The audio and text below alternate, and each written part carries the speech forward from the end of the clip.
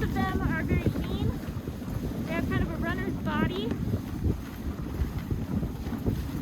There are some exceptions.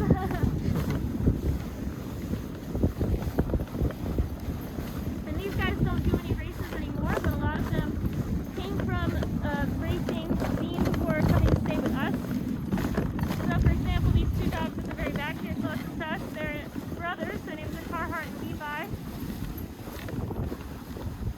And they both race in the Iditarod, which is one of the longest sled races in the world. It's 1,049 miles long. And it can take anywhere from 8 to 14 days to complete. So this is kind of a semi-retirement for them. Not nearly as grueling.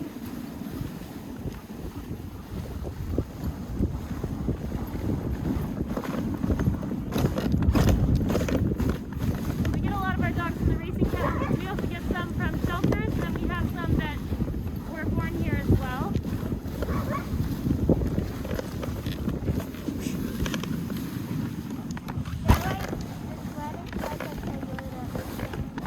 Yeah, I'm actually controlling the sled at the back here. So when I lean to the left, then it pulls the sled to the right. When I lean to the right, it pulls to the left.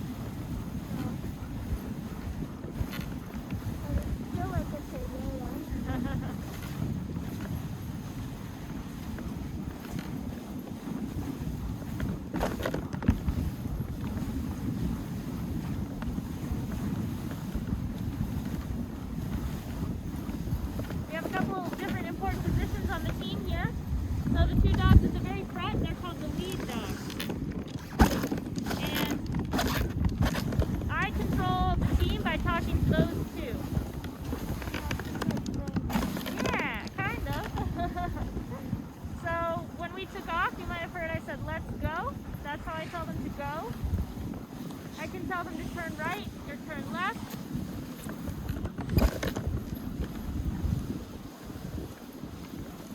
If I want them to stop, I'll say, "Whoa, whoa."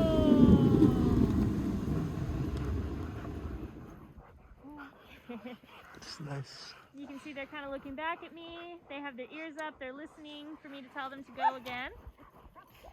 Some of the dogs have a lot of energy, so they don't like to stop for too long, and then they start barking.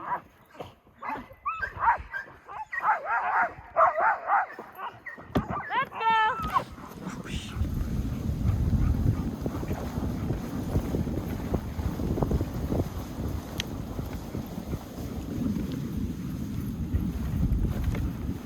The dogs, or in this case one dog, right behind the two leaders, those are called the swing dogs. They help us turn corners. And then the rest of the dogs are called team dogs. Their main job is to run and to pull. So we get to these very two at the end here, Levi and Carhartt. And they're called the wheel dogs.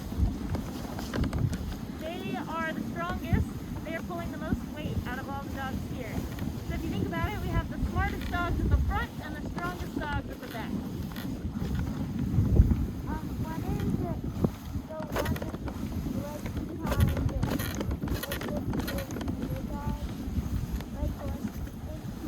Yeah, that's Millie. She's one of our puppies.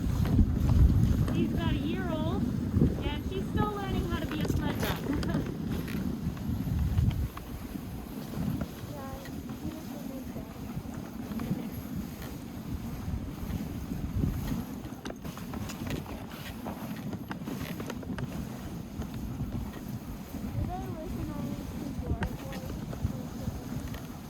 That's a good question. So they have a few people that they'll listen to, the ones of us that do this most often. So I'm not the only musher here. My coworkers mush as well, and they will listen to them.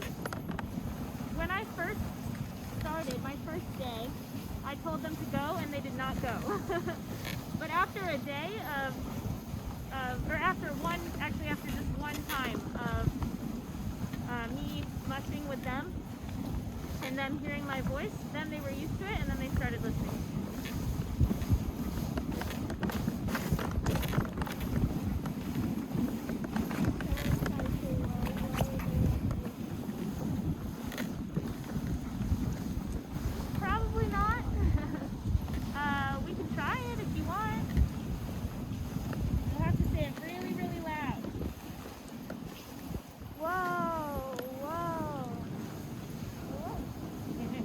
There you go. Nice job. Alright, you want to tell them to go? Let's go. There you go. I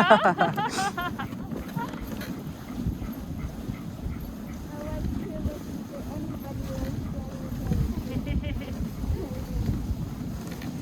Oh yeah. These guys love to run.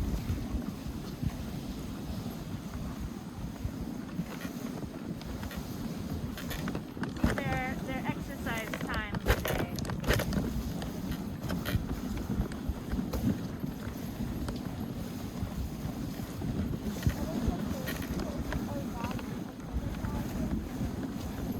What is my what? Yeah. Well, this is really good for them because they have a lot of energy, and if they don't run like this, then they start being really destructive. They start chewing, they start getting into fights because they don't know how to get all their energy out. It's also good for their brains. Keeps them from getting bored. So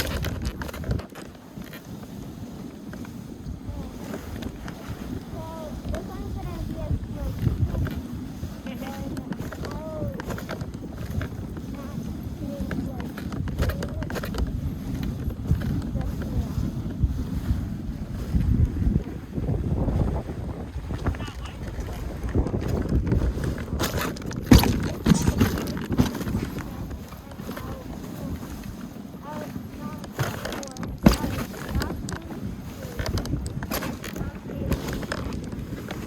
Well, they still eat.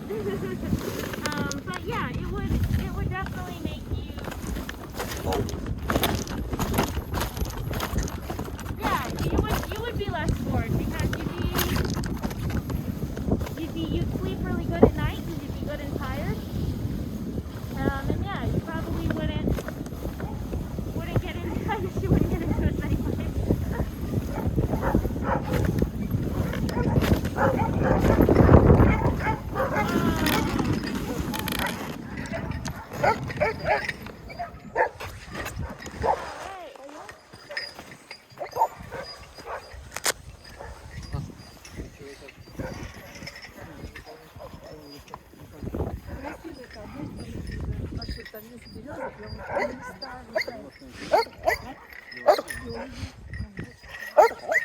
Являюсь, я вам сам. Что ты сам не такой, слыхал, берет, как часто снег, прямо так.